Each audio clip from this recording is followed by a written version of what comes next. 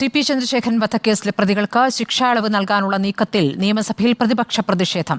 അടിയന്തര പ്രമേയ നോട്ടീസ് പരിഗണിക്കാത്തതിൽ പ്രതിഷേധിച്ച് പ്രതിപക്ഷം സഭ സ്തംഭിപ്പിച്ചു. സർക്കാരിന് ടി പി കേസിലെ പ്രതികളെ ഭയമാണെന്ന് വി.ഡി. സതീശൻ പ്രതികരിച്ചു. ടി പി കേസിലെ പ്രതികളെ ശിക്ഷായിളവ് നൽകി ജയിൽ മോചിപ്പിക്കാനുള്ള നീക്കം ചോദ്യം ചെയ്താണ് പ്രതിപക്ഷത്തിന്റെ അടിയന്തര പ്രമേയം.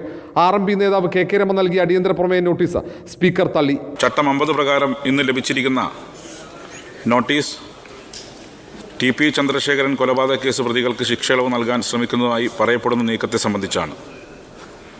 ഇത്തരമൊരു നീക്കം ഉണ്ടായിട്ടില്ല എന്ന കാര്യം ഇതിനകം വ്യക്തമാക്കപ്പെട്ടു കഴിഞ്ഞ സാഹചര്യത്തിൽ ഇക്കാര്യത്തിൽ മറ്റ് അടിയന്തര പ്രാധാന്യമില്ലാത്തതിനാൽ ചട്ടം 52 ക്ലോസ് 5 പ്രകാരം നോട്ടീസ് നിരക്കുകയാണെന്ന്, എന്നാൽ അംഗം ആവശ്യപ്പെടുന്ന പക്ഷം ഇക്കാര്യം സബ്മിഷനായി ഉന്നയിക്കാൻ അനുമതി നൽകുന്നതാണ്. അടിയന്തര പ്രമേയ നോട്ടീസ് തള്ളിയതോടെ പ്രതിപക്ഷ നേതാവും സ്പീക്കറും കൊമ്പുകോർത്തു. നോട്ടീസിന് മറുപടി പറയേണ്ടത് സർക്കാരാണെന്നും സ്പീക്കർ മറുപടി പറഞ്ഞത് അനൗചിത്യമാണെന്നും പ്രതിപക്ഷ നേതാവ് വി.ഡി. സതീശൻ. ഞങ്ങൾ ഉന്നയിച്ച ഈ വിഷയത്തിൽ അങ്ങ് ബഹുമാനപ്പെട്ട ചെയർ പറഞ്ഞതിൻ്റെ അനൗചിത്യം ഞാൻ ആദ്യം ചൂണ്ടിക്കാട്ടുന്നു. പാനൂർ പോലീസ് അടക്കമുള്ള അങ്ങയോട് എല്ലാ ബഹുമാനവും നിലനിർത്തിക്കൊണ്ട് പറയാം. അങ്ങേക്ക് ആവശ്യമായ പരിഗണന എല്ലാ ഘട്ടത്തിലും പ്രതിപക്ഷ നേതാക്കൾക്ക് നൽകിയിട്ടുണ്ട്. അതെ, അങ്ങേക്ക് എല്ലാ ബഹുമാനവും എല്ലാ ഘട്ടത്തിലും നൽകിയിട്ടുണ്ട്. ഇതിനപ്പുറത്ത് സംസാരിക്കാൻ പറ്റില്ല.